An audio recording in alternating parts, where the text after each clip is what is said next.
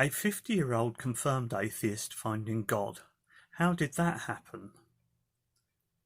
I had never believed in God and I didn't have a faith. I was always on the evolution side of things. So I believed that we evolved from apes. I also believed that once we died, that was it. There was no heaven, no hell. There was no afterlife. I certainly didn't believe in the paranormal, ghosts, spirits, etc. So it was kind of a shock back on the 10th of June to finally realise I did believe in God. But how did that come about? Now, I'd like to say that it was some vision, it was a sudden revelation, Jesus spoke to me in my sleep, etc. But that didn't happen. The process for me was quite a bit slower. For a long time, I had started to question what I did believe. Now, what I believed for years mainly was positive mental attitude. And the idea behind that is that if you think positive thoughts, if you do positive things for other people, then you will get positive things happen to you, and in more abundance than you expected. So like I say, I had believed that for years. I've got many books on the subject of positive mental attitude and being positive and self-motivation, and I'll put a quick picture up here showing you just a few of them. So, as I say, I had always believed these books, but in the last year or so, something started niggling away at me. And as I continued to read my books, and one of the recent ones was The Magic of Thinking Big, it started to dawn on me that some of the passages, some of the suggestions, some of the phrases within that, while they weren't direct quotes from the Bible, they were similar, or certainly sounded similar. At this point, I hadn't really read the Bible, so I didn't know. But I did start to question what I was reading. Now, in Magic of Thinking Big, there's one phrase, and I think this is probably one of the first bits that really triggered it for me. It says, if you truly believe you can move mountains, then you will. If you truly believe you can move mountains, you will. Now, that's not a direct quote from the Bible. But if you look in Matthew, the Gospel according to Matthew, you will see the phrase about if you truly have faith, you can say to a mountain, be uplifted and be thrown into the sea, and it will happen. And I'll put the proper quote and reference on the screen. So that was one of the first ones, and there are others throughout this book, which I've been reading since my early 20s. I also started to read another one called The Power of Positive Thinking by Norman Vincent Peale. Now, Norman Vincent Peale was a pastor in 1950s America and earlier. So, of course, his book was from a religious point of view, and there were lots and lots of direct quotes from the Bible. And these quotes were showing that having faith and being positive, etc., etc., would give you a better life and better things would happen to you. So, again, these things started to work in my mind, and there was this little questioning, quiet voice saying that there's got to be more to life than what I'd believed up till this point. But let's go back a step. As well as believing in evolution and that there's been no heaven or hell, no afterlife, I didn't believe, like I said, in any supreme being. The universe was as I thought it was the planets, it's the stars, and so on and so forth. But in some of these positive books, it talks about well, it doesn't talk, it suggests that by doing positive things, it's almost as though the stars or the planets align themselves in some way and they help to give you better. The universe works for you. Now, to me, that was a really big question all of a sudden, because if we're to believe the planets, the stars, etc., are just out there floating in space, yes, they have a pattern, the planets go round the sun, etc., etc., that's all fine. That I don't have a problem with, of course. But the planets and the stars aligning themselves and the universe working for me, no, I can't believe that. I can't believe that as much as I believe, especially if I believe in a positive mental attitude. There's no way that's going to happen. Why would the planets and the stars care about this bloke living in Britain? Sorry, not Brighton. I don't know why I said Brighton, but living in Britain. Why would they care about me? That's if the stars and the planets even had sentient thought.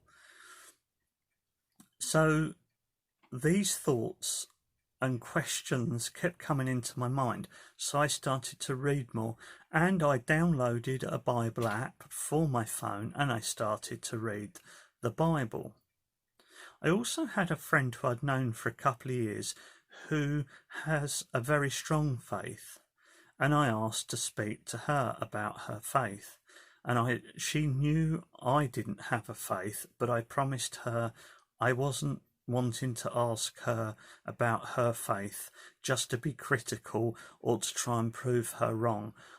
I was genuinely interested in what she had to say and her beliefs.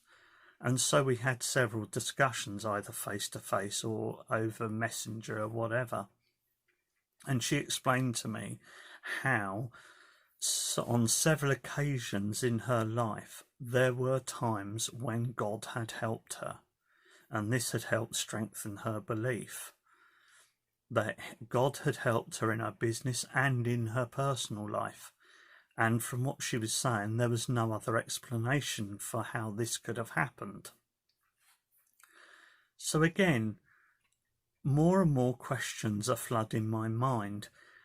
How can I believe positive mental attitude, which I still did believe, but how could I believe it if I don't believe there's something out there to an extent controlling things behind the scenes? Why should, whether I think positive thoughts or do positive good things for other people, benefit me without something controlling that to ensure that payment, I suppose, of me giving somebody else positive things, whatever, that I was repaid? Something must be controlling that.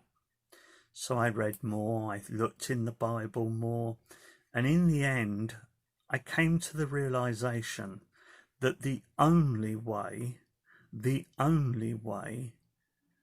that I could continue believing what I believed was if God exists.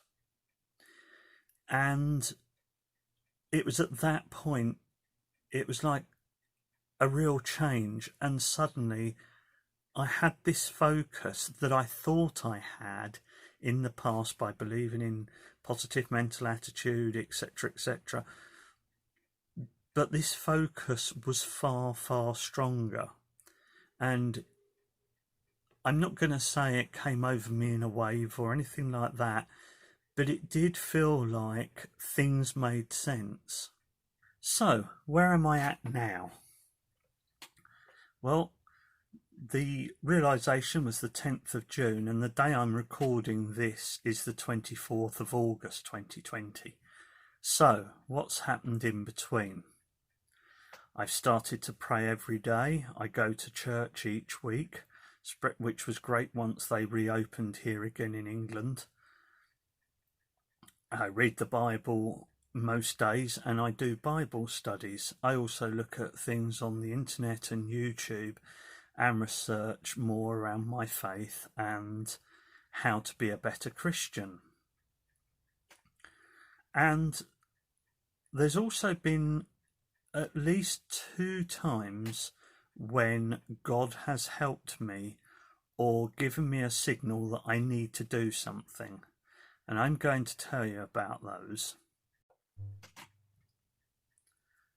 So the first time God helped me was answering my prayers.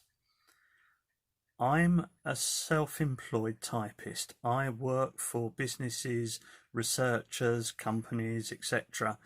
Usually audio typing up recordings of meetings, interviews and so on and so forth. Anyway, that's kind of by the by, but I hadn't had any work for several weeks. With the current coronavirus situation, that's no real surprise. A lot more people were in a lot worse position than me, but I hadn't had any work for several weeks. Now, having looked more about God and how he helps those that believe in him, etc., I decided to give it a try. The Friday morning, in my prayers, I said to God basically that I've not had any work for weeks and I would really like his help to get some more work. I wasn't expecting miracles, as it were. I know God isn't a jackpot machine that doles out the answers to your prayers and your wishes all the time. I understood that, but I thought there's no harm in at least saying to God, please help me. After all, at the end of the day, that's what he's there for, to help, to protect, to look after you. But like I say, I wasn't expecting miracles.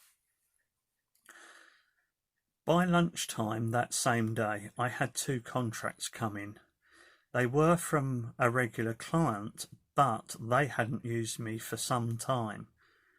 Now, you might call that coincidence, but like I say, I have been without work for several weeks, so why should it happen on that very morning or by the lunchtime of that very day that I prayed I get work? So that's one example. The second one is kind of minor in a way, but it shows how God will send you a suggestion to do something, and it's whether you hear that suggestion, and it may not always be an audible suggestion. So let me take a step back here. We've got quite a nice garden. It's quite big. It's just my wife and myself that look after it. But it's a big garden. And there's one bed that was really, really overgrown. And I'd said to my wife, right, I'm going to tackle this bed. Let's get it cleared. Let's go to the garden centre, buy quite a few plants, get them into that bed. Let's have that bed looking nice. And that's what we did. Now, at the garden centre, we probably spent more on plants in that one day than we had done ever before. So this had cost us quite a bit of money, this bed, to get it all sorted and looking nice. So I also work from home, and one day I'd just finished a job and I was making myself a cup of tea. The kettle was boiling and I thought to myself, I feel like popping into the garden. But then I thought, no, you're just time wasting. Finish making your tea and get back to work. So the kettle boiled. As I was pouring the water into the mug, I had a very strong urge to go into the garden. Now, I've not felt an urge like that for a long time, and there was no doubt about it, I was going to go into the garden. So I left my mug with the tea, just freshly made, sitting on the counter, and I went into the garden. And while I was looking round, I got to this bed that we'd cleared and put all the new flowers in, and noticed that the plants were all in a very sorry state. I hadn't thought about it, but it hadn't been raining for several days, and they were desperate for water. They were looking wilted and very sad. So I quickly got the watering can and gave them all a lot of water, and they soon perked back up again. Now again, you might think that was coincidence, but again, why should I get that urge after I've told myself I'm wasting time about going into the garden, I should just get back to work? I had that very, very strong feeling that no, I needed to go into the garden. I believe that was God saying, there's something in the garden you need to see, and you need to see it now, because it may have been otherwise. It could have been another 2-3 days before I realised what had happened to the plants, and by then they might have been in a much worse state. Perhaps even some had died or past rescuing. So those are 2 examples of where I truly believe God has helped me, and there's been other things since. I am finding even little things seem to be a lot easier than they used to be, and I'm not saying that's all down to God watching over me all the time, but it is interesting how this has changed since I found my faith. I'd like to thank everybody for watching this video, and if you've been on this path and this journey of discovering your faith or questioning if there's more to life, then if this video has helped you, I'm really, really happy, and please leave a comment below if you feel able. There are 3 video channels on YouTube that I would like to mention, because they helped me a lot when I was first finding my faith, and their videos have been very, very informative. The first one is It's a Miracle. Now Miracle, the lady who does the channel, she has gone more into motivational videos, etc., but they still were worth listening to, and do look back through her video history, because there's some very good videos about how God has helped her through difficult times, how he helped her find a job, etc. So that's It's a Miracle, and of course I will put the details down below. Second one is 2 sisters that do a channel called Coffee and Bible Time. These 2 sisters do a lot of videos about Bible study and how God looks after them and affects their day-to-day lives, etc. The third one is the channel Kim Cash Tate, and again she does videos on Bible study and researching the Bible, and again how God affects people's lives and so on. So those 3 are really well worth watching, and probably even subscribing to if you like them.